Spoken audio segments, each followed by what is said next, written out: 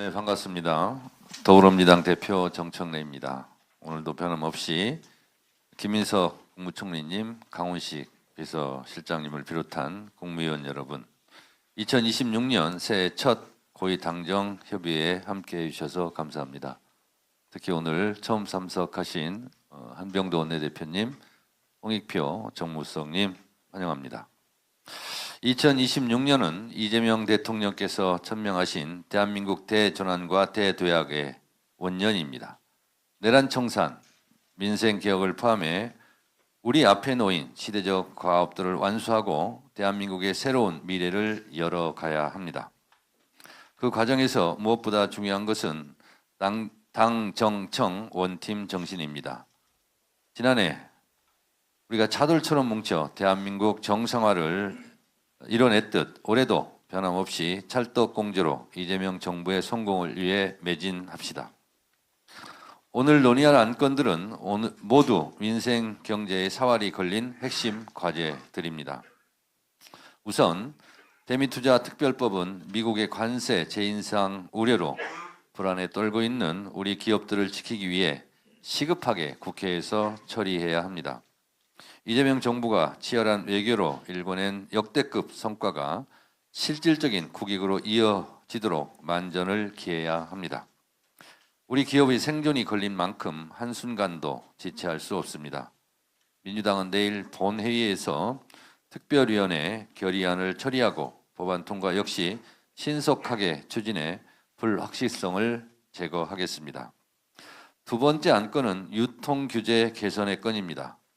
급변하는 유통 환경 속에서 낡은 규제가 우리 기업의 발목을 잡아서는 안 됩니다.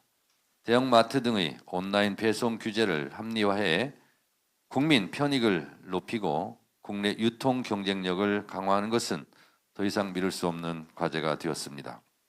물론 이 과정에서 소상공인들의 목소리를 경청하며 상생의 가치를 조화롭게 담아내는 것도 매우 중요합니다.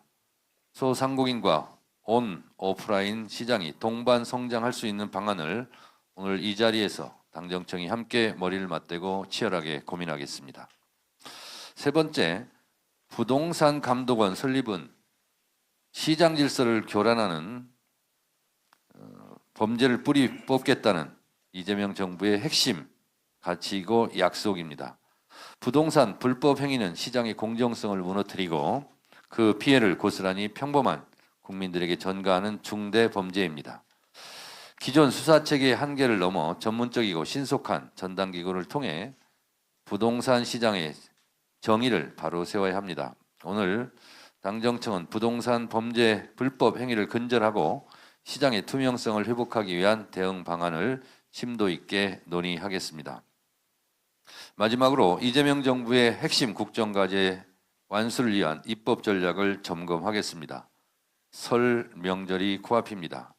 이번 2월 임시국회는 국민의 삶을 실질적으로 바꾸는 민생 해결 국회가 되어야 할 것입니다. 이재명 정부의 성공을 뒷받침할 법안들이 조속히 통과될 수 있도록 오늘 그 구체적인 실천 방안을 마련하겠습니다. 우리는 고위당정을 통해서 지난해 당정대의 힘으로 대한민국 정상화라는 그 어려운 과제를 완수해낼 수 있었습니다. 이재명 대통령의 역대급 외교 성과가 국내 경제에도 활성화를 이루는 그런 계기로 작동할 것입니다. 올해도 원팀으로 똘똘 뭉쳐 대한민국 대도약을 위해 힘차게 노력합시다. 감사합니다. 다음으로 김민석 국무총리께서 인사 말씀을 하시겠습니다.